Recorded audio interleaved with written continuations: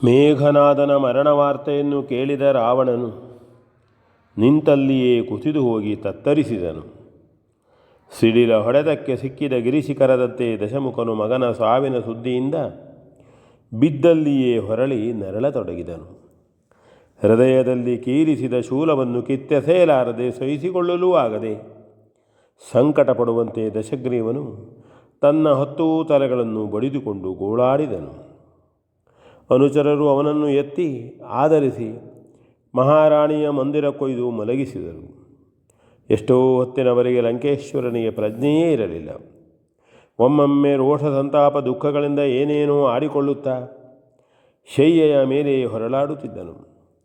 ಸಾಧ್ವಿಯಾದ ಮಂಡೋದರಿಯು ಪುತ್ರಶೋಕದಿಂದ ತಾನು ತರಹರಿಸುತ್ತಿದ್ದರೂ ಅದೇ ಸ್ಥಿತಿಯಲ್ಲಿರುವ ತನ್ನ ಪತಿದೇವನ ಸೇವೆಯಲ್ಲಿ ಮಗ್ನಲಾಗಿದ್ದಳು. ಮೃದುವಾದ ತನ್ನ ಕೈಗಳಿಂದ ಅರಸನ ಮೈಮುಖಗಳನ್ನು ಪೂಸಿ ಕಣ್ಣೀರನ್ನು ಅರಸಿ ಶೈತ್ಯೋಪಚಾರವನ್ನೇ ಗೈಯುತ್ತಿದ್ದಳು. ಸುರಿವ ನಯನಾಂಬು ಕಣಗಳು ಧಾರಾವಾಹಿಯಾಗಿ ಪ್ರವಹಿಸುತ್ತಿದ್ದರು. ಮಹಾರಾಣಿಯು ಲಂಕೇಶ್ವರನ ಬಾಷ್ಪವಾರಿಯನ್ನು ತೊಡೆದು ಉಮ್ಮಳಿಸುತ್ತಲೇ ತನ್ನ ಮನೋವಲ್ಲಭನ ದುಃಖವನ್ನು ನಿವಾರಿಸಲು ಪ್ರಯತ್ನಿಸುತ್ತಿದ್ದಳು. ರಾವಣನು ಚೇತರಿಸಿಕೊಂಡು ತನ್ನ ಆಕೆಯನ್ನೊಮ್ಮೆ ನೋಡಿ ಒಂದೇ ಸವನೆ ಕಣ್ಣೀರ್ಗರೆದನು. ಮಂಡೋದರಿಯು ಎಷ್ಟು ಉಪಚರಿಸಿದರೂ ದಶಮುಖನ ದುಃಖವೂ ಹಿಂಗಲಿಲ್ಲ. ಅವನು ಎದ್ದು ಕುಳಿತು ಮಡದಿಯನ್ನು ನೋಡಿ ನೋಡಲಾರದೆ ಬಿಕ್ಕಳಿಸತೊಡಗಿದನು. ಅವಳು ಸಹಿಸಲಾರದೆ ಪತಿದೇವನ ಮೈದಡವಿ ನೀರವವಾಗಿ ಸಂತೈಸಲು ಪ್ರಯತ್ನಿಸುತ್ತಿದ್ದಳು. ತನ್ನ ಬರಿಯ ಛಲದಿಂದ ಎಲ್ಲವನ್ನೂ ನೀಗಾಡಿ ಇಂದ್ರಾರಿಯನ್ನೇ ಕಳೆದುಕೊಂಡು ಮಂಡೋದರಿಯನ್ನು ಮಾತಾಡಿಸಲು ಧೈರ್ಯವಿಲ್ಲದೆ ರಾವಣನು ನೆಲವನ್ನೇ ನೋಡುತ್ತಾ ಬಿಕ್ಕಳಿಸುತ್ತಿದ್ದರೆ ಯಾರು ಎಷ್ಟು ಹೇಳಿದರೂ ಕೇಳದೆ ಹಠ ಮಾಡಿ ಕೊನೆಗೂ ಹಿರಿಯ ಮಗನನ್ನು ಕಳೆದುಕೊಂಡು ಮರುಗುತ್ತಿರುವ ತನ್ನ ಅರಸನನ್ನು ಸಾಂತ್ವನಗೊಳಿಸುವ ಸಲುವಾಗಿಯಾದರೂ ತಾನು ಏನನ್ನಾದರೂ ಆಡಿದರೆ ಅವನು ಅತಿಯಾಗಿ ನೊಂದುಕೊಳ್ಳಬಹುದೆಂದೆಣಿಸಿ ಮಂಡೋದರಿಯು ಹೃದಯವೇ ಹಿಂಡಿ ಬರುವಂತಿದ್ದ ತನ್ನ ದುಃಖವನ್ನು ಕೂಡ ಸಹಿಸಿಕೊಂಡು ಮೌನವಾಗಿ ರಾವಣನನ್ನು ಉಪಚರಿಸುತ್ತಿದ್ದಳು. ಮೇಘನಾದನು ಜನ್ಮಿಸಿದಾಗ ಎಲ್ಲ ತಾಯಿ ತಂದೆಯರು ಮಗನು ಹುಟ್ಟಿಕೊಂಡಾಗ ಪಡುವ ಸಂತೋಷವನ್ನೇ ಅವರು ತಳೆದಿದ್ದರು. ಅವನ ವಿಕ್ರಮಾತಿಶಯದಿಂದ ಅವನು ಗಳಿಸಿದ್ದ ಕೀರ್ತಿಯೂ ಅವರನ್ನು ಅತ್ಯಾನಂದಗೊಳಿಸಿತ್ತು. ಅಂತೆಯೇ ಲೋಕೋತ್ತರ ಕೀರ್ತಿ ಸಂಪನ್ನನಾದ ಆ ಮಗನು ಮರಣಪಟ್ಟಾಗ ಉಂಟಾದ ದುಃಖವನ್ನು ಆ ತಾಯಿ ತಂದೆಯರು ಹೇಗೆ ಸಹಿಸಬಲ್ಲರು? ಮುಖ್ಯವಾಗಿ ತಾನೇ ಅದಕ್ಕೆ ಕಾರಣನೆಂದು ರಾವಣನು ಅತಿಯಾಗಿ ಚಿಂತಿಸುತ್ತಿದ್ದನು. ಅದನ್ನರಿತೇ ಮಂಡೋದರಿಯು ಏನನ್ನೂ ಆಡದೆ ತನ್ನ ಅರಸನನ್ನು ಮೈದಡವುತ್ತಿದ್ದಳು. ಆದರೆ ಆಕೆಯ ಕಣ್ಣೀರು ಮಾತ್ರ ದಶಮುಖನನ್ನು ತೇಲಿಸುವಷ್ಟು ಹರಿಯುತ್ತಿತ್ತು. ಎಷ್ಟೋ ಹೊತ್ತಿನ ಬಳಿಕ ದಶಗ್ರೀವನು ತನ್ನ ಮಡದಿಯನ್ನು ಬರಸೆಳೆದು, ಪ್ರಿಯತಮೆ, ನಿನ್ನ ಹೊಟ್ಟೆಯನ್ನು ಉರಿಯಿಸಿದ ಪಾಪಿಯು ನಾನು. ನನ್ನನ್ನು ಮನ್ನಿಸು. ದಾನವ ಸಾಮ್ರಾಜ್ಯವೆಂಬ ಹೊಂಗುಡಿಗೆ ಇಂದ್ರಾರಿಯನ್ನು ಹಡೆದಿತ್ತು ರನ್ನ ಕಳಶವನ್ನೇ ಇಟ್ಟವಳು ನೀನು. ತ್ರಿಭುವನದಲ್ಲನ ನೆನ್ನಿಸಿಕೊಂಡ ನನ್ನಿಂದಲೇ ಅಸಾಧ್ಯವಾದ ಕೆಲಸವನ್ನು ನಮ್ಮ ಇಂದ್ರಾರಿಯು ಮಾಡಿದ್ದನು. ವಜ್ರಧರನಾದ ಇಂದ್ರನನ್ನು ಸ್ವಶಕ್ತಿಯಿಂದಲೇ ನಮ್ಮ ಕುಮಾರನು ಗೆದ್ದು ವಿಜಯಿಯಾಗಿದ್ದನು.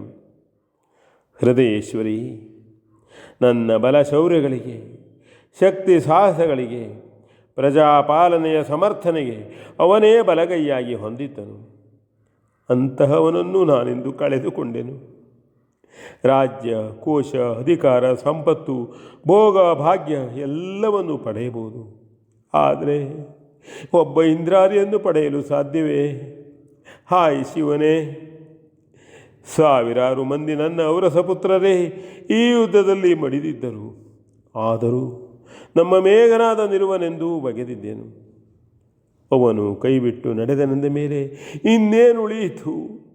ಛಲ, ಬಲ, ವಿಕ್ರಮಾದಿಗಳ ಮಾತಂತಿರಲಿ, ಅವನ ಗುಣವೊಂದೇ ಸಾಲದೆ. ಪ್ರಾಣೇಶ್ವರಿ, ನಮ್ಮ ಇಂದ್ರಾರಿಯು ಆ ರಾಮನಿಗೇನು ಕಡಿಮೆ? ರಾಮನು ನಮಗೆ ಶತ್ರುವೇ ಆಗಿದ್ದರೂ ಅವನ ಪುತ್ರಧರ್ಮವನ್ನು ನಾವು ಮೆಚ್ಚದಿರಲು ಸಾಧ್ಯವೇ? ಅವನು ತಂದೆಯ ಮಾತಿಗಾಗಿ ರಾಜ್ಯವನ್ನು ಬಿಟ್ಟು ಕಾಡನ್ನು ಸೇರಿದನಂತೆ. ನಮ್ಮ ಮಗನು ಹಾಯ್ ತಂದೆಗಾಗಿ ಜೀವವನ್ನೇ ತೆತ್ತನು. ಪ್ರಿಯೆ, ಅಂತಹ ಗುಣಾಢ್ಯನಾದ ವೀರಪುತ್ರನನ್ನು ನೀನು ಪಡೆದಿದ್ದರೂ ನಾನೇ ಅವನನ್ನು ಕೊಲ್ಲಿಸಿದೆನು. 10 ತಲೆ 20 ಕೈಗಳ ಈ ರಾವಣನು ರುದ್ರದತ್ತವಾದ ಚಂದ್ರಾಸವನ್ನು ಪಡೆದಿದ್ದರೂ ನಿನ್ನ ಮಗನನ್ನು ಉಳಿಸಿಕೊಳ್ಳಲಾಗಲಿಲ್ಲ. ಭಾಗ್ಯಹೀನನು ನಾನು. ಪ್ರಿಯೆ, ನನ್ನನ್ನು ಮನ್ನಿಸು. ನಿನಗೆ ಅಪರಾಧಿಯು ನಾನು. ಉಚ್ಚೃಂಖಲವಾದ ನನ್ನ ಭೋಗಲಾಲಸೆಯಿಂದ ಕಾಮಕ್ಕೆ ಸೋತು ಇಂದ್ರಿಯದ ದಾಸನಾಗಿ ಪವಿತ್ರವಾದ ನಿನ್ನ ಪ್ರೇಮಕ್ಕೆ ದ್ರೋಹವನ್ನು ಬಗೆದೆನು. ನೀನು ಕ್ಷಮಾಮಯಿಯು.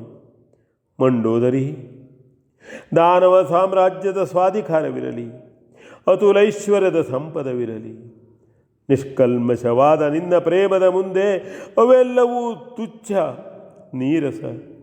ಹೃದಯೇಶ್ವರಿ, ಎಷ್ಟೇ ನಿನಗೆ ನಾನು ದ್ರೋಹಿಯಾದರೂ ನೀನು ನನ್ನ ಮೇಲೆ ಮುನಿಯದೆ ಹೇಸದೆ ನನ್ನನ್ನು ಓಲೈಸಿಕೊಂಡು ಬರುತ್ತಿರುವೆ. ನಿನ್ನಂತಹವಳು ಈ ಪ್ರಪಂಚದವಳೇ. ನನ್ನ ಸೌಭಾಗ್ಯ ಲಕ್ಷ್ಮಿ, ದಯಾಮಯಿ, ನನ್ನನ್ನು ಕ್ಷಮಿಸಲಾರೆಯ ಎಂದು ಒಂದೇ ಸಮನೆ ನುಡಿದು ಗೋಳಾಡಿದನು. V N Bhagwat Barballi.